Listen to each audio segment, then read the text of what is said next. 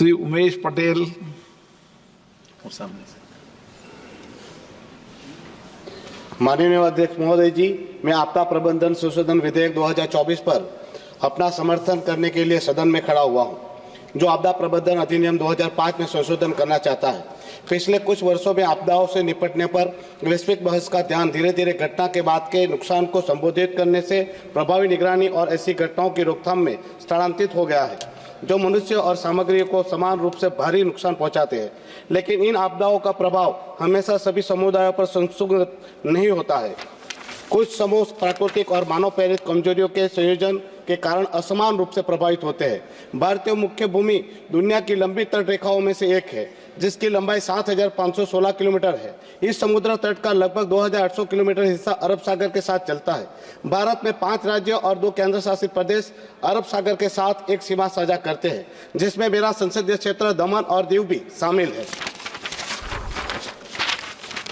मेरे संसदीय क्षेत्र की आबादी का एक बड़ा प्रतिशत जीविका के लिए मच्छी पकड़ने के पर निर्भर है। उनमें से अधिकांश छोटे स्तर के मछुआरे हैं, जिनके पास अपनी बहुत कम परिसंपत्तियां हैं। प्रतिकूल जलवायु घटना की स्थिति में उनके ट्रॉलर, नौकाओं, मछली पकड़ने के जाल बह जाने या मरम्मत से परे क्षतिग्रस्त होने की संभावना होती है। इन घटनाओं का दीर्घकालिक प्रभाव शायद अधिक चिंताजनक है, क्योंकि इनमें से अधिकांश आजीविका से नुकसान से कभी उबर नहीं सकते हैं। महोदय जी, आखिरी में जब तोकते तूफान आया था और हमारे प्रदेश के दीव में ये तोकते तूफान की वजह से मछुआरों को भारी नुकसान पहुंचा था, जो अभी तक वो मछुआरों को उस नुकसान का भरपाई या उनकी जो नुकसान हुई है उसकी भरपाई प्रशासन की ओर से नहीं मिली है, और इसके चलते प्रदेश के मछुआरे अभी भी इस नुकसान से उबर नहीं पाए। मैं इस सभा के सम्मानित सदस्यों के समक्ष एक बात पर प्रकाश डालना चाहता हूं। भारतीय मौसम विज्ञान विभाग IMD ने दमन और दीव को चक्रवात जोखिमों के लिए अत्यधिक संवेदनशील जिलों में वर्गीकृत किया है, लेकिन संघ राज्य क्षेत्र में कोई निगरानी केंद्र नहीं है।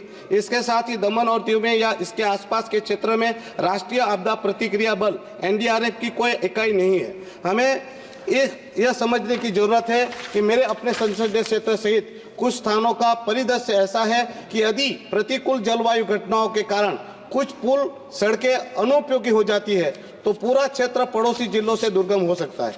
ऐसी स्थिति में राहत और पुनर्वास के प्रयासों को गंभीर रूप से विफल किया जा सकता है। इसलिए यह सुनिश्चित करना अत्यंत महत्वपूर्ण है कि आपदा राहत कर्मियों को भेजा जा सके, ताकि महत्वपूर्ण प्रतिक्रिया समय बचाया जा सके।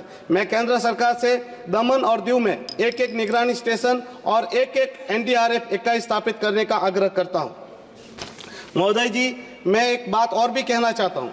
हमारे दमन में जो मेरा संसदीय क्षेत्र है और मेरा निवास स्थान भी है, वहाँ पर दमन गंगा नदी आई हुई है। वो काफ़ी प्रदूषित हो चुकी है। आप गूगल मैप से देखोगे तो ये पूरी नदी काली दिखती है। तो मैं आपसे निवेदन करता हूँ, ये समाप्ति के लिए ही है सर।